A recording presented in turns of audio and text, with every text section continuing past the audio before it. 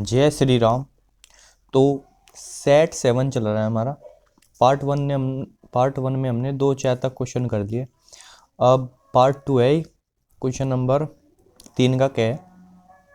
Wheat stone सेतु के लिए परिपथ आरेख खींचिए, इसकी कौन सी भुजाएं संयुग्मी होती है? देखो, व्हीट स्टोन सेतु खींचना है तो हमें पता है 4 प्रतिरोध बनाने पड़ेंगे।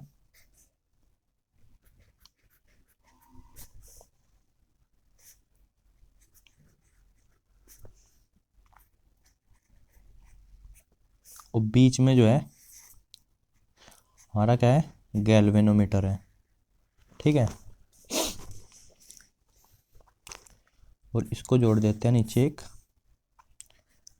बैटरी से।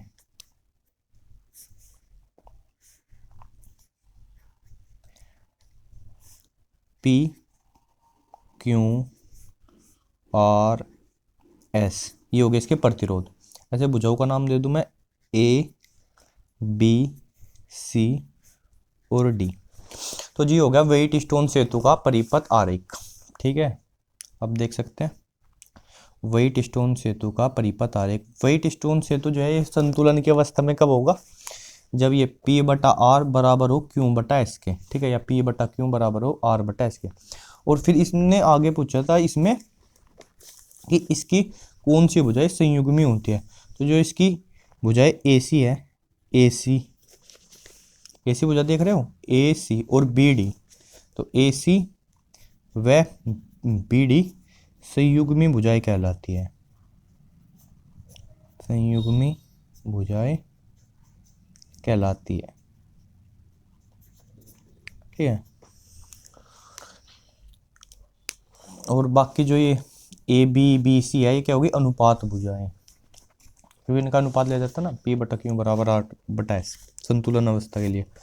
अब अगला क्वेश्चन है कि संट से आप क्या समझते हैं? संट से समझता हूं मैं एक तार या कहूं एक ऐसा उपकरण जो विद्युत धारा को चलने के लिए एक कम प्रतिरोध का मार्ग देता है। ठीक है, ये समझता हूं मैं। तो इसका एक अनुप्रयोग विद्युत परिपथ में दर्शाई। देखो, जैसे जो हमारा गैल्वेनोमीटर है और गैल्वेनोमीटर से मेरे को अमीटर बनाना है, तो क्या करते हैं, ये गैल्वेनोमीटर है जिसका की प्रतिरोध खूब ज़्यादा होता है एक अमीटर की तुलना में। ठीक है, मेरे को चाहिए प्रतिरोध कम। तो मैं क्या करता हूँ, इस गैल्वेनोमीटर के साथ क्या है, एक ये कम प्रतिरोध का तार जोड़ दिया। इसका ऐसे प्रतिरोध दिखा देते हैं।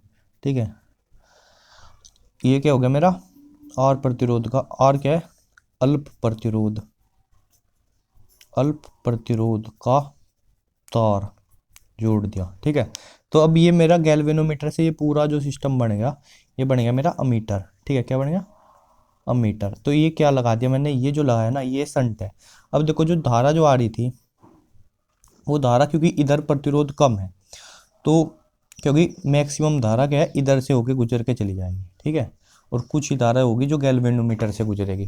तो धारा को चलने के लिए एक कम प्रतिरोध वाला रास्ता दिया इसने। ठीक है, ये होता है मेरा संट। ठीक है, ये क्या जोड़ दिया मैंने?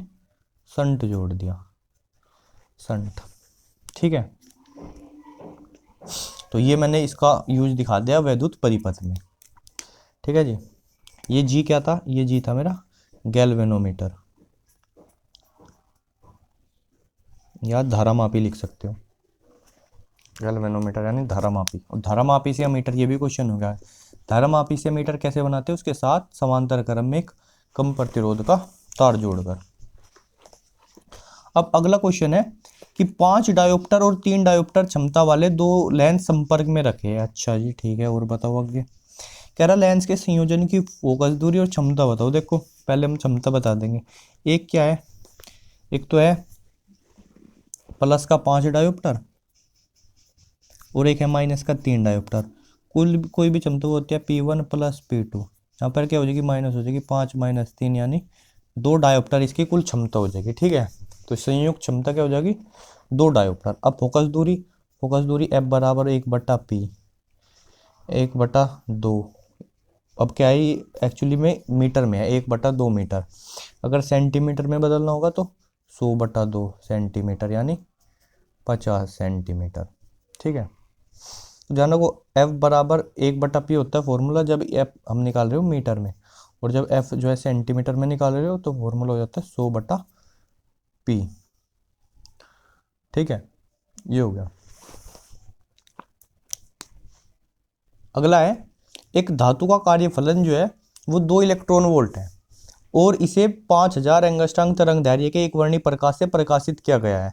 तो देली तरंगदैर्घ्य बताओ और निरोधी विभव की गणना करो।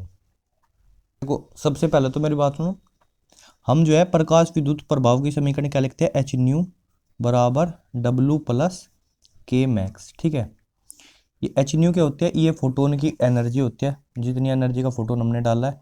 डब्लू क्या है, उस धातु का कार्यफलन, और के जो है मैक्सिमम गतिज ऊर्जा लेके जो इलेक्ट्रॉन निकलेगा। ठीक है, अब इस न्यू की वैल्यू सी बाई लैम्डा होती है, तो एच सी बाई लैम्डा भी लिख लेते हैं अगर तरंगदैर्घ्य दिया आवर्ती की जगह। न्यू आवर्ती होती है और लैम्डा तरंगदैर्घ्य, सी प्रकाश की चाल, एच प्लांक नियतांक बराबर डब्लू प्लस के मैक्स। और जो मेरा निरोधी विभव होता है, निरोधी विभव होता है V बराबर के बटा ई। के बटा ई, के क्या है गतिज ऊर्जा, और ई क्या है इलेक्ट्रॉन का आवेश। ठीक है जी, और ये के जबकि मेरा किस चीज़ में, इलेक्ट्रॉन वोल्ट में है, तो वो सीधा वोल्ट में आंसर आ जाएगा मेरा।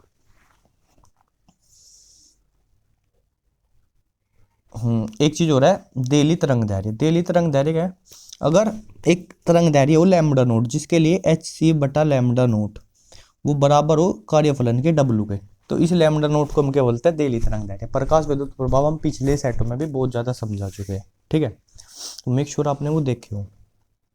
यहाँ से मेरे को पहले देली तरंगदैर्घ्य जैसे लैम्डा नोट निकालनी है, तो लैम्डा नोट क्या हो जाएगा, लैम्डा नोट इधर डब्लू भाग में आ जाएगा, लैम्डा नोट हो जाएगा एच सी बाई डब्लू है जी। अब एच प्लांक नियतांक का मान पता है वो, अब प्रकाश की चाल भी पता होगी, 3 × 10⁻8 मीटर पर सेकंड। प्लांक नियतांक 6.63 × 10⁻⁻34 जूल। एच बराबर होती है 6.63 × 10⁻⁻34 जूल सेकंड। ठीक है, लेकिन आपको ये नहीं पता एच सी की वैल्यू जो है दोनों की क्या होती है मिला के, और उसकी कुछ यूनिट्स में अगर मैं चेंज करूँ तो बन जाती है 1240 इलेक्ट्रॉन वोल्ट नैनोमीटर। ये एच सी की वैल्यू होती है। ठीक है, यूनिट क्या है इलेक्ट्रॉन वोल्ट नैनोमीटर। और डब्लू वैल्यू किस में दे रखी है मेरे को, डब्लू की वैल्यू 2 इलेक्ट्रॉन वोल्ट दे रखी है क्वेश्चन में, तो 2 इलेक्ट्रॉन वोल्ट। ठीक है जी, तो इलेक्ट्रॉन वोल्ट से तो इलेक्ट्रॉन वोल्ट कैंसिल कर दो। ठीक है, तो लैम्डा क्या आ जाएगा मेरा, लैम्डा आ जाएगा 1240/2 नैनोमीटर, यानी कि 620 नैनोमीटर। ठीक है, ये आंसर आ गया 620 नैनोमीटर। अगर एंगस्ट्रांग में लिखना चाहो तो आपको पता होना चाहिए 1 नैनोमीटर में 10 एंगस्ट्रांग होते हैं, तो इसको हम लगभग क्या ही तो बराबर ही है, पर ये जो 1240 वैल्यू होती है ना वो थोड़ी सी लगभग में होती है एग्जैक्टली, क्योंकि पॉइंट में वैल्यू चलेगी, आपको पता है पॉइंट में संख्या है 6.63 है, तो ये होगा 6200 एंगस्ट्रांग हो जाएगा। ठीक है, और जबकि आंसर करीब 6180 एंगस्ट्रांग के करीब आ रहा है, तो इतना लगभग में चल जाता है। ठीक है, 6187 आ रहा है और ये 6200 है, तो कोई ज़्यादा डिफरेंस नहीं है, इतना आंसर चल जाता है। बहुत सिंपल पड़ा हमने, अगर ऐसे कर लिया एच सी की वैल्यू ये रख ली। ठीक है, अब मेरे को इसमें ये कह रहा है कि भाई जब मैंने जो तरंगधारी है वो डाल ली है 5000 एंगस्ट्रांग की, है ना, तब मेरे को निरोधी विभव बता कितना होगा, तो उसमें मैं ये इक्वेशन यूज करूँगा। ठीक है जी, अब देखो आगे करते हैं। इक्वेशन है एच सी बाई लैम्डा बराबर डब्लू प्लस के मैक्स। तो एच सी कितना है मेरा 1240 इलेक्ट्रॉन वोल्ट नैनोमीटर, जो लैम्डा है मेरा वो 5000 एंगस्ट्रांग है, उसको मैं लिख सकता हूँ 500 नैनोमीटर। ठीक है जी, अभी बताया था 10 एंगस्ट्रांग में 1 नैनोमीटर होता है, तो बराबर डब्लू है मेरा 2 इलेक्ट्रॉन वोल्ट प्लस के मैक्स, मैक्सिमम काइनेटिक एनर्जी निकालनी, तो नैनोमीटर से नैनोमीटर कैंसिल हो जाएगा, 1 0 से 1 0 कैंसिल होगी, 50 से इसको डिवाइड करेंगे तो क्या हो जाएगा करीब, तो मैं बहुत बार कर चुका, 2.48 आएगा इलेक्ट्रॉन वोल्ट इसका आंसर, और बराबर 2 इलेक्ट्रॉन वोल्ट प्लस के मैक्स, तो ये इधर माइनस हो जाएगा, तो बचेगा कितना 0.41 इलेक्ट्रॉन वोल्ट बराबर के मैक्स। तो जो मेरा निरोधी विभव आएगा वी, वो हमने क्या बताया था के बटा ई लेना है, जबकि इलेक्ट्रॉन वोल्ट में, तो 0.48 इलेक्ट्रॉन वोल्ट अपॉन ई। ई से तो ई कैंसिल कर दो, आंसर क्या आ जाएगा सीधा 0.48 वोल्ट, ये आ जाएगा। Okay, that's it.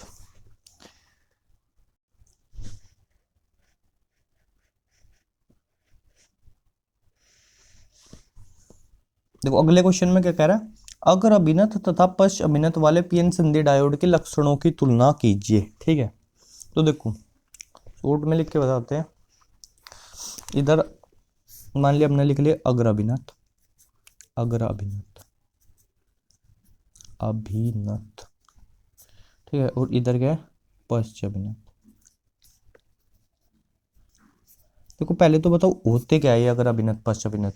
देखो जैसे ये एक पीएन संधि डायोड है, ठीक है, अगर इसको मैंने बैटरी से ऐसे जोड़ा कि इसको पॉजिटिव सिरे से पी को और एन को नेगेटिव सिरे से, ठीक है, यानी पी उच्च विभव पे एन निम्न विभव पे, तो ये तो क्या होगा, ये हो गया अग्र अभिनत। ठीक है, क्या हो गया अग्र अभिनत।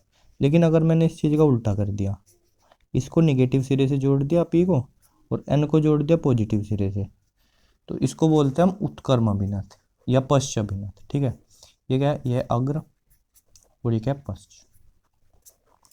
ठीक है, अगर मैं इनमें जो है धारा और वोल्टता के बीच में ग्राफ बनाऊं तो एक ही ग्राफ में इन दोनों का काम हो जाता है। वो ग्राफ कैसे बनता है, देखो नीचे बनाती हूँ आंसर में ऐसे, इधर अग्र अभिनत है ये इस वाले में और इस वाले में पश्च अभिनत, तो इसमें धारा ऐसे बढ़ती है फिर एकदम से बढ़ती है बहुत ज़्यादा।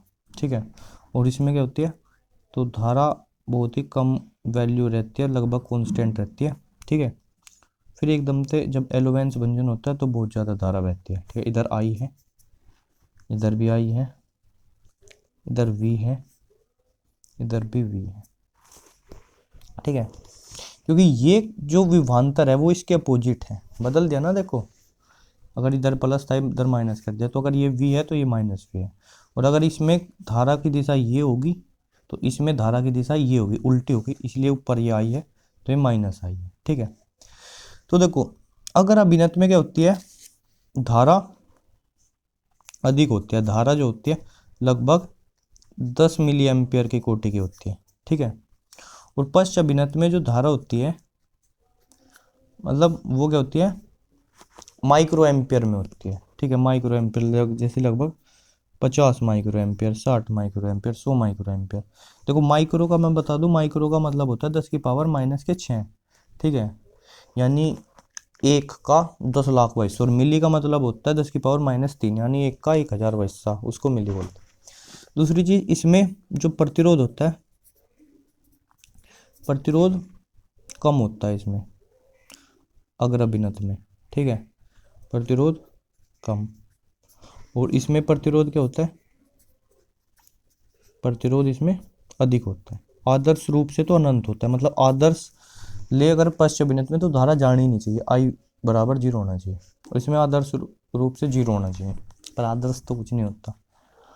तीसरी चीज क्या है, इसमें जो देखो जब पीएन संधि वो होता है ना अवक्षय परत, तो अवक्षय परत की चौड़ाई, अवक्षय परत की चौड़ाई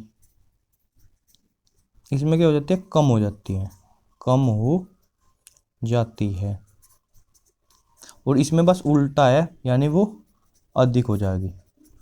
अवक्षय परत की चौड़ाई डी लिख देता हूँ उसको, वो क्या हो जाएगी अधिक, समझ गए ना। बस जैसे इसमें लिखा कम है इधर लिख देंगे अधिक हो जाएगी। ठीक है, क्यों हो जाती है, क्योंकि इसमें जो बाह्य जो क्षेत्र है, बाह्य क्षेत्र वो विपरीत होता है आंतरिक विद्युत क्षेत्र के, विपरीत दिशा में, और विपरीत जो है तो बाह्य क्षेत्र घटाएगा, आंतरिक वाले को विपरीत दिशा में होता है किसके, आंतरिक विद्युत क्षेत्र के। अब मैं किस आंतरिक विद्युत क्षेत्र की बात कर रहा हूँ वो समझा देता हूँ। और इसमें बाह्य क्षेत्र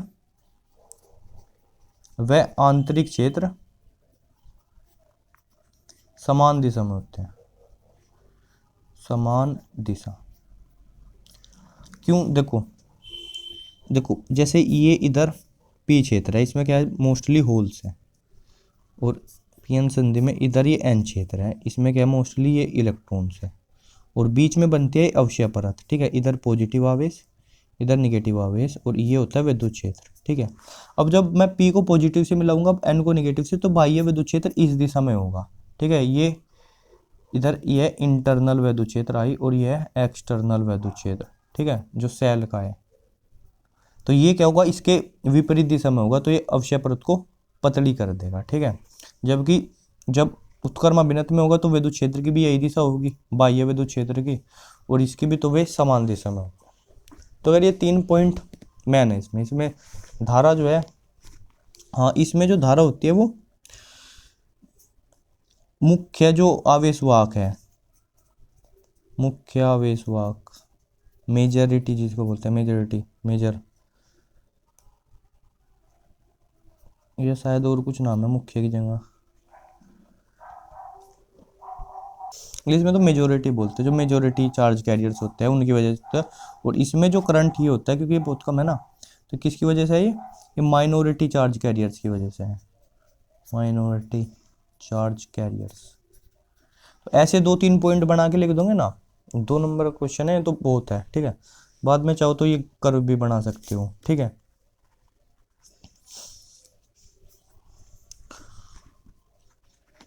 ये जो जिस वोल्टता से एकदम से करंट बहुत ज़्यादा बढ़ता है ना, उसको बोलते हैं इसका विभव प्राचीर, ठीक है, विभव प्राचीर, जो कि सिलिकॉन के लिए लगभग 0.7 वोल्ट होता है और जर्मेनियम के लिए लगभग 0.3 वोल्ट। यानी जैसे भी विभवांतर 0.3 वोल्ट से ज़्यादा होगा तो धारा एकदम से बोम्बास्टिक। अगले क्वेश्चन में कह रहा है कि हेनरी बटा फेरड, इसकी पावर 1/2, ये प्रतिरोध को प्रदर्शित करता है, हमें दिखाना है। एक्चुअली ये कहना चाह रहा है कि ये जो है, ये यूनिट जो है ओम बन जाएगी, क्योंकि प्रतिरोध की यूनिट ओम होती है ना, तो वो हमको दिखाना है, ठीक है। अब देखो, जैसे ये हेनरी की जगह, हेनरी किसका मात्रक होता है, प्रेरक तो का मात्रक होता है, तो मैं एल लिख लूंगा, और फेरड जो होता है धारिता का मात्रक होता है, तो उसकी जगह सी लिख दूंगा। तो ये लिखा हुआ क्या है, एक्चुअली ये लिखा हुआ है L/C। देखो बहुत छोटी सी चीज़ है ये, L/C की पावर 1/2, ये लिखा हुआ है ना। तो मैं एक काम करता हूँ, ओमेगा की ऊपर मल्टीप्लाई कर लेता हूँ, ओमेगा की नीचे, इसकी पावर 1/2, ये हो गया। अब देखो ओमेगा एल क्या होती है, ओमेगा एल होती है जो ये कुंडली होती है ना, उसका जो प्रेरक होता है, वो जो उसका प्रतिघात होता है, वो धारा के मान में कितना रुकावट कर रहा है, ठीक है। और इनटू जो 1/ओमेगा C होता है, ये होता है जो धारिता का यानी संधारित्र का जो प्रतिघात होता है, इनटू इसको XC लिख सकते हैं, ठीक है। ये XC है, तो 1/बटे में जो ओमेगा C है ना, वो उसका XC बन गया, और जो ओमेगा L है उसका XL बन गया, इसकी पावर 1/2, ठीक है। और इसका मात्रक भी ओम है, इसका मात्रक भी ओम है, तो ये क्या होगा, ओम गुणा ओम, ओम स्क्वायर, और उसकी पावर क्या है, 1/2 है, तो कैंसिल हो जाएगा। तो ये क्या है, ये ओम को प्रदर्शित, मात्रक इसका ओम आएगा, है नहीं, इसका मात्रक ओम आएगा, ठीक है। और ओम मात्रक इसका होता है प्रतिरोध को, अतः यह प्रतिरोध को प्रदर्शित करता है। कितना सिंपल तरीके से दिखा दिया है ना, प्रतिरोध को प्रदर्शित करता है, वो लिख देंगे, ठीक है। तो सोचना पड़ता है ना, ऐसे कितना आसान है। इसमें भी ओमेगा की मल्टीप्लाई, इसमें भी ओमेगा, ओमेगा एल क्या होता है, एक्सएल, इसका प्रतिघात, और 1/ओमेगा C XC इसका भी। अब जब ये प्रतिघात है, धारा को रोक रहे हैं, इसका मात्रक भी ओम और इसका मात्रक भी ओम, ओम ओम ओम स्क्वायर, और ऊपर 1/2 पावर है, वो कैंसिल हो गया, ओम बचा, ओम यानी प्रतिरोध। ओके, अब ये क्वेश्चन है 4 का ग, ये कह रहा है दिए गए परिपथ में प्रत्येक प्रतिरोध में धारा की गणना कीजिए। देखो 3 प्रतिरोध है, 1-1 ओम के, यार 1 ओम 1 ओम 1 ओम, तो कैसे हो सकता है क्वेश्चन, ये क्वेश्चन होगा भैया किरचॉफ के सर्किटल लॉ लगा के, किरचॉफ का लूप नियम हम लगाएंगे, परिपथीय नियम, तो होगा। देखो यहीं कर देंगे इसको, पहले हम लगाएंगे बंद लूप, A से B में जाएंगे, B से C और C से A, बंद लूप हो गया। तो भाई थोड़ा सा साफ देखियो, जूम कर लेते हैं, ए बी सी ए में, ठीक है। देखो क्या हो रहा है, पहले हम क्या ए से बी में जा रहे हैं ना, पहले ए से बी में जा रहे हैं, और क्या हुआ, हम देखो ये बैटरी का माइनस का सिरा है, ठीक है, और ये प्लस का सिरा है, तो हम कम से ज़्यादा में गए, तो प्लस का जो विभव परिवर्तन होगा प्लस का 1 वोल्ट लेंगे हम, तो यहाँ लिखेंगे क्लियर आ भाई, प्लस में 1, ठीक है। अब उसके बाद क्या है, ये I1 धारा जा रही है इधर, दिख रही है, ये I1 करंट है, ये I1 करंट ऐसे से ऐसे जाएगा, हम भी भाई बी से सी में जा रहे हैं, तो हम क्या हो रहे हैं, हम ऐसे, ये I1 यहाँ से आएगा, हम धारा की दिशा में जा रहे हैं, तो धारा की दिशा में क्या होता है, विभव परिवर्तन निगेटिव होता है, ठीक है। तो हम यहाँ 1 गुणा I1 क्या हो जाएगा, I1 ही हो जाएगा, तो -I1 लेना पड़ेगा, माइनस के I1, और सिमिलरली ऐसे ही I3 भी इसी दिशा में जा रहा है, और हम भी इसी दिशा में जा रहे हैं, ठीक है, तो माइनस का I3 लेना है यहाँ, -I3, और जब ए पर ही पहुँच गए तो बराबर 0 कर देना है, ठीक है। तो यहाँ से एक इक्वेशन आ गई, इन दोनों को अगर इधर ले जाओ तो 1 बराबर I1 प्लस I3। अब दूसरा लूप लेते हैं, दूसरा लूप कौन सा लेंगे, ये वाला लेंगे, ए से डी, डी से सी, और सी से ए से डी, डी से सी, और सी से ए। तो पहले हम ए से डी में जाएंगे, तो फिर से माइनस से प्लस पे जा रहे हैं, माइनस से प्लस पे जा रहे हैं, तो प्लस का 1 वोल्ट तो ये हो जाएगा, मगर से लिखते हैं डॉट से बड़ा दिखाई देगा, है ना। उसके बाद ए से डी से सी पे गए, I2 करंट जा रहा है 1 ओम में, तो जो है उसी दिशा में जा रहा है जिस दिशा में मैं, तो माइनस का I2 लिख लेंगे यहाँ पे। उसके बाद सी से ए पे जा रहे हैं, ठीक है, करंट भी इसी डायरेक्शन में जा रहा है, सी से ए में, तो क्या लिख सकते हैं हम माइनस का I3 लिखेंगे, और क्या लिखेंगे, माइनस का I3, ये भी बराबर 0, तो ये दोनों भी इधर जाएंगे, तो 1 बराबर I2 प्लस I3, ये इक्वेशन बन जाएगी। और दूसरी चीज़, एक चीज़ देखो, हमको पता है ये I2 धारा इस सी पे संध्या I2 धारा इधर आ रही है, और I1 धारा भी इधर आ रही है, और I3 धारा इधर से जा रही है, तो मुझे पता है आने वाली धारा बराबर होती है जाने वाली धारा के, तो आने वाली क्या है I2 प्लस I1, और जाने वाली क्या है I3 है, तो तीसरी इक्वेशन बनेगी मेरी, तो मेरे को कॉपी पे ही लिखना पड़ेगा। देखो एक ये इक्वेशन है, 1 बराबर I1 प्लस I3, और 1 बराबर I2 प्लस I3, 1 बराबर I1 प्लस I3, बिना ये वीडियो चालू करे ही कर देता तो 1 प्लस I1 लिख देता है यहाँ पर। और दूसरी कहती है 1 बराबर I2 प्लस I3, ठीक है। और तीसरा हमने कहा कि भैया आने वाली धारा बराबर होगी जाने वाली धारा की, यानी I1 प्लस I2, ये जो है सी की ओर आने वाली थी, और बराबर होगी I3 के। तो ये इक्वेशन हमें सोल्व करनी पड़ेगी, तो क्या करते हैं, पहले तो इसमें से इसको घटा लेते हैं, ये इक्वेशन, इसको 1 बोल लो, इसको 2 बोल लो, और इसको 3 बोल लो, और 1 - 2 करते हैं। देखो क्या होगा, 1 - 2 करने से क्या होगा, ये 1 में से 1 कट के तो 0 हो जाएगा इधर, तो 0 बराबर इधर I1 माइनस I2 हो जाएगा, I1 माइनस I2, ठीक है, और I3 में से कट के तो I3 माइनस I3 तो 0 हो जाएगा। अब इसमें भी I2 इधर आ जाएगा, तो I2 बराबर हो गया I1 के, ये चीज़ हमें मिल गई, ठीक है।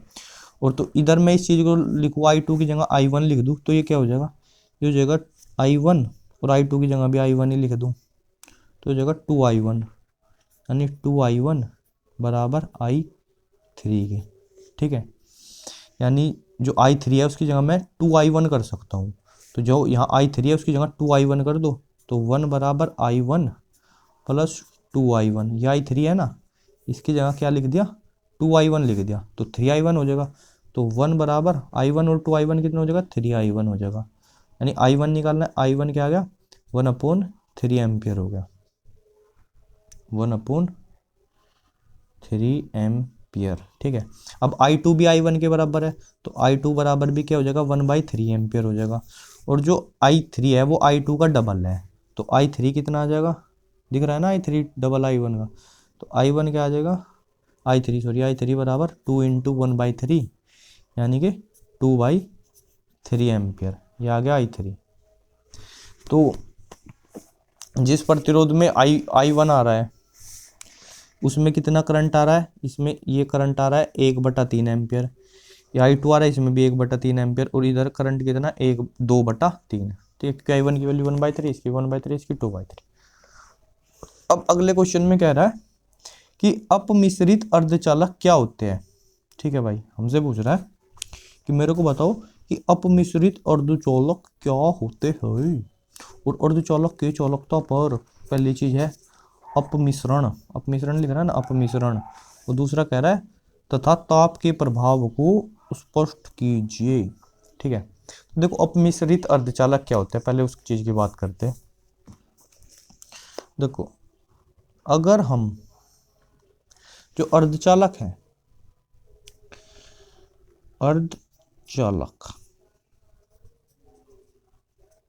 अर्धचालक में हम कोई पदार्थ मिश्रित कर देते हैं, मतलब अर्धचालक में कोई भी हम अपद्रव्य मिश्रित कर देते हैं। अपद्रव्य क्या भाई, जैसे मेरा अर्धचालक जो है वो जर्मेनियम का है ना, और मैंने उसमें जो है ऐसा किसी विधि से ऐसा करा कि उसके जो एटम्स हैं उसके कुछ एटम्स को एल्यूमिनियम मिला दिया, एल्यूमिनियम ने रिप्लेस कर दिया उसके कुछ एटम को, तो क्या हुआ, ऐसे अर्धचालक को हम बोलते हैं बाह्य अर्धचालक या अपमिश्रित अर्धचालक। ठीक है, ये क्या हो गया, इसको हम बोलते हैं बाह्य या अपमिश्रित। ठीक है, और ये जो जर्मेनियम के कुछ अणुओं को एल्यूमिनियम से रिप्लेस करने की जो विधि है वो क्या कहलाती है मेरी, वो होती है डोपिंग, या हिंदी में मादन। ठीक है, डोपिंग प्रक्रिया, मतलब जर्मेनियम में मैंने एल्यूमिनियम डोप कर दिया। ठीक है, अब जो अपमिश्रित होते हैं ये दो प्रकार के होते हैं, एक होते हैं पी टाइप और एक होते हैं एन टाइप। ये पी टाइप एन टाइप के होते हैं। पी टाइप होते हैं जैसे जर्मेनियम जो है वो 4 बॉन्ड बनाता है, 4 संयोजकता है उसकी, तो अगर मैं इसमें 3 संयोजी कोई पदार्थ मिलाया, ठीक है, त्रिसंयोजी है एक्चुअली में, 3 संयोजी नहीं, तो क्या होगा उसमें, क्या होगा, जैसे जर्मेनियम तो 4 बॉन्ड बनाता है लेकिन उधर तो उसके पास 3 ही इलेक्ट्रॉन है बॉन्ड बनाने के लिए। जैसे एल्यूमिनियम 3 संयोजी है, इसके हर तरफ क्या थे, जर्मेनियम थे, पर इसने क्या कर दिया, जर्मेनियम के एटम्स जुड़े हुए थे आपस में, ऐसे 4 बॉन्ड बना गए। पर यहाँ पर क्या हो गया, अब यहाँ पर ये एल्यूमिनियम तो बेचारा 3 ही बॉन्ड बना सकता है, इधर सब और जर्मेनियम है। ठीक है, तो क्या हो जाएगा, एक होल बच जाएगा। ठीक है, ये क्या होगा, एक होल बच गया, यहाँ जो है बॉन्ड नहीं बन पाया। ये क्या है, कोटर। तो पी टाइप में या 3 संयोजी वाले में कोटर की संख्या जो है बढ़ जाती है। ठीक है, कोटरों की संख्या बढ़ जाती है, और कोटर पे माना जाता है पॉजिटिव चार्ज, तो इसलिए इसको क्या बोलते हैं, इसको पी टाइप बोलते हैं। जबकि अगर इसमें हम पंच संयोजी मिला दे, क्या मिला दे, पंच संयोजी। ठीक है, तो पंच संयोजी जैसे फास्फोरस, आर्सेनिक, तो जैसे ये जर्मेनियम, इधर ये मिल गया फास्फोरस, जर्मेनियम, तो 4 बॉन्ड तो बनाएगा, उसके अलावा इसके पास एक इलेक्ट्रॉन और मुक्त हो जाएगा, क्योंकि इसकी तो संयोजकता 5 है लेकिन 4 ही इसने बनाए, तो एक बचेगा। ठीक है, अब ये क्या होगा, ये एक्साइट हो गया, मुक्त इलेक्ट्रॉन बन जाएगा जल्दी, तो ये क्या हो जाएगा, क्योंकि इसमें इलेक्ट्रॉनों की संख्या बढ़ गई और इलेक्ट्रॉन पे कैसा चार्ज है, नेगेटिव, तो इसको क्या बोलते हैं, इसको बोलते हैं हम एन टाइप अर्धचालक। देखो, अगर 3 संयोजी अशुद्धि मिलाए तो क्या बनता है, पी टाइप, और अगर पंच संयोजी मिलाए तो क्या बनता है, एन टाइप। ये होते हैं अपमिश्रित अर्धचालक। तो अपमिश्रण से क्या होता है, अपमिश्रण से आवेश वाहकों की संख्या बढ़ती है। आवेश वाहक, कोटर और इलेक्ट्रॉनिक है, आवेश वाहक है, आवेश वाहक बढ़ेंगे। ओ भैया, आवेश वाहक बढ़ेंगे तो क्या होगा, आवेश वाहक बढ़ेंगे तो हमारी जो चालकता होगी, चालकता उनकी बढ़ जाएगी भाई, आवेश को ले जाने वाले बढ़ रहे हैं तो चालकता तो बढ़ेगी ना। ठीक है, दूसरी चीज, अगर ताप का क्या प्रभाव है, ताप, तो देखो अर्धचालकों में ही होते हैं, इधर जैसे ये है ऊपर है चालन बैंड, ठीक है, ये चालन बैंड है, एनर्जी बैंड होता है, ठीक है, मतलब किसकी एनर्जी कितनी है उस हिसाब से। कुछ लोगों की एनर्जी यहाँ से लेके यहाँ तक यहाँ तक यहाँ तक है। अब ये एक जो है अंतराल हो गया, वर्जित ऊर्जा अंतराल, यहाँ पर किसी की एनर्जी नहीं हो सकती। फिर कुछ लोगों की एनर्जी यहाँ पर यहाँ पर यहाँ पर यहाँ पर है, ठीक है। इसको ये मत समझ लो कि भाई ये कुछ वो है, ये ये इसके नीचे इसके ऊपर, नहीं भाई, एनर्जी है ना, इनकी एनर्जी इतनी है, इनकी एनर्जी इतनी है। तो जिनकी एनर्जी इतनी हो जाती है भाई, वो अब वो बन जाते हैं चालन बैंड, चालन इलेक्ट्रॉन बन जाते हैं, यानी चालन बैंड में आ जाते हैं। जिनकी एनर्जी इतनी होती है वो क्या किस में होते हैं, सहसंयोजी बैंड में, मतलब परमाणु के साथ जुड़े रहते हैं, ठीक है। तो ताप बढ़ने से क्या होता है, ये मानस मतलब ये जो इलेक्ट्रॉन है, अब ये यहाँ से एनर्जी प्राप्त करके, क्योंकि ताप बढ़ रहा है तो यहाँ से ज़्यादा यहाँ से यहाँ पहुँचते हैं, ठीक है। तो ताप बढ़ने से क्या हो रहा है, मुक्त इलेक्ट्रॉनों की संख्या बढ़ रही है। देखो जो चालन बैंड में चला जाएगा उसको हम बोल देंगे मुक्त इलेक्ट्रॉन। तो ताप बढ़ने से क्या हो रहा, मुक्त इलेक्ट्रॉनों की संख्या बढ़ रही, मुक्त इलेक्ट्रॉनों की संख्या बढ़ रही, ठीक है। इससे क्या हो रहा, जिससे हमारी चालकता बढ़ रही, ठीक है, इससे क्या हो रही, चालकता बढ़ रही। तो ताप बढ़ने से भी क्या होता है, चालकता बढ़ती है, ठीक है। देखो अगर कोई अपमिश्रित भी है ना, क्या बोल रहे, अर्धचालक, और अगर हम उसका ताप बहुत ज़्यादा कर दें एक लिमिट से, उसमें बहुत ज़्यादा मुक्त इलेक्ट्रॉन, तो वो भी कैसे व्यवहार करेगा, एक आंतरिक यानी इंट्रिंसिक अर्धचालक की भांति, यानी जिसमें हमने कोई अपमिश्रण नहीं किया है, उसकी डाला बिहेव करने लगता है अगर तापमान बहुत ज़्यादा हाई कर दें, ठीक है। तो यानी जैसे आंतरिक को हमें बाह्य में बदलना है तो क्या करना पड़ेगा, अशुद्धि मिलानी पड़ेगी, और अगर बाह्य को आंतरिक में बदलना है तो क्या करो, तापमान बढ़ाओ, टेम्परेचर हाई कर दो बहुत। पता नहीं सिलिकॉन या जर्मेनियम, इन दोनों में से एक के लिए जो टेम्परेचर होता है ये लगभग शायद 190-200 डिग्री सेल्सियस के पास होता है। आई डोंट नो वो जर्मेनियम का या सिलिकॉन का था, ठीक है। तो दोनों के लिए होगा कुछ ना कुछ ताप। अब अगला क्वेश्चन कह रहा है कि भाई एक प्रोटॉन है तथा एक अल्फा कण है, और उनको हमने समान विभवांतर तक त्वरित किया है, उनको समान विभवांतर तक त्वरित किया जाए तो प्रोटॉन पी तथा अल्फा कण से संबंधित दे ब्रोगली तरंगदैर्घ्यों का अनुपात ज्ञात कीजिए। दे ब्रोगली तरंगदैर्घ्य, देखो मान लो इधर जो है ये प्रोटॉन है पी, ठीक है, और इधर है अल्फा कण है।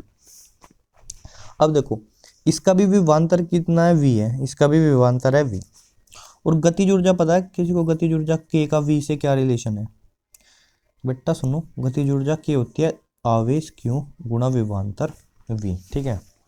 तो कार्य होता है ना वही गतिज ऊर्जा बन जाती है, ऑलराइट। तो ये प्रोटॉन है, इसका आवेश क्या है, इसका आवेश तो ई है, तो इसकी गतिज ऊर्जा कितनी होगी, ईवी होगी, ठीक है, इसकी गतिज ऊर्जा ईवी होगी, के बराबर, इसकी गतिज ऊर्जा को के डैश बोल देते हैं, वो कितनी होगी, इस पे आवेश जो है भाई अल्फा कण के होते हैं, अल्फा कण में 2 प्रोटॉन है 2 न्यूट्रॉन है, तो न्यूट्रॉन पे तो आवेश नहीं है, तो इस पे 2 प्रोटॉनों का आवेश है 2e, और विभवांतर इसका भी v है, तो इसकी गतिज ऊर्जा क्या होगी, इसकी गतिज ऊर्जा होगी 2ev। दूसरी बात, इसका अगर द्रव्यमान m है एक प्रोटॉन का, इसमें 2 प्रोटॉन 2 न्यूट्रॉन, तो इसका द्रव्यमान क्या होगा, लगभग 4m होगा, ठीक है, लगभग 4m। तो देखो द्रे ब्रोगली तरंगदैर्घ्य को गतिज ऊर्जा के पदों में कैसे लिखा जाता है, लैम्बडा बराबर h अपॉन √2m k, ठीक है, ये होता है फॉर्मूला, लैम्बडा बराबर h upon √2m k, m द्रव्यमान k गतिज ऊर्जा। इसके लिए जो लैम्बडा डैश हो जाएगा, इसका द्रव्यमान m डैश कर दूँ, 4m है, वो हो जाएगा h बटा √2m डैश और k डैश, m डैश इसका द्रव्यमान है, k डैश इसकी गतिज ऊर्जा। तो इसको तो ये रहने देते हैं, लैम्बडा बराबर h बटा 2m की, या ऐसे लिख लो h बटे √2m और k की वैल्यू ev इलेक्ट्रॉन वोल्ट, ठीक है, ऐसे भी लिखा जाता है। इधर ये क्या हो जाएगा, लैम्बडा डैश बराबर h बटा √2 इंटू m डैश की वैल्यू है, इसके 4 गुणा है 4m, ठीक है, और इधर इसकी k डैश कितना था 2ev, ठीक है। तो क्या हो गया, लैम्बडा डैश बराबर एच बटा को 4 और 2 दूनी 4, ये तो बाहर ही आ जाएगा। 4 गुणा 4 रूट से बाहर क्या आएगा, 4 रूट से बाहर आ जाएगा, और रूट के अंदर क्या बचेगा, एम ई वी, ये बचेगा। अगर मैं इस लैम्बडा को लैम्बडा डैश से भाग करूँ तो इनका अनुपात क्या है, लैम्बडा बटा लैम्बडा डैश क्या है, एच अपॉन, इसको लिख दो √2 इंटू √MEV बटे ये क्या है, एच बटा 4 √MEV। तो ये तो कैंसिल हो गया, बचा गया ये 4 ऊपर चला जाएगा, यानी लैम्बडा बटा लैम्बडा डैश बचेगा 4 बटा √2। इसको मैं लिख सकता हूँ √2 के ऊपर नीचे मल्टीप्लाई करो तो 2 √2 बटा ये बचे, यानी जो इनका अनुपात होगा लैम्बडा, ये लैम्बडा डैश की जगह इसको लैम्बडा पी बोल लो है ना, lambda P proton L lambda, और ये लैम्बडा अल्फा कण, तो अनुपात क्या है इनका भैया, 2√2:1 है। ये हो गया, ये फॉर्मूला पता होना चाहिए मेरे जान, ठीक है। ये और भाई ये गतिज ऊर्जा को आवेश गुणा विभवांतर ये लिख सकते हैं, तो आप ये क्वेश्चन आराम से कर दोगे मस्त एकदम। अब जो है आज के लिए इस वीडियो में इतना ही, अब अगली वीडियो में मिलेंगे। जय सिया राम।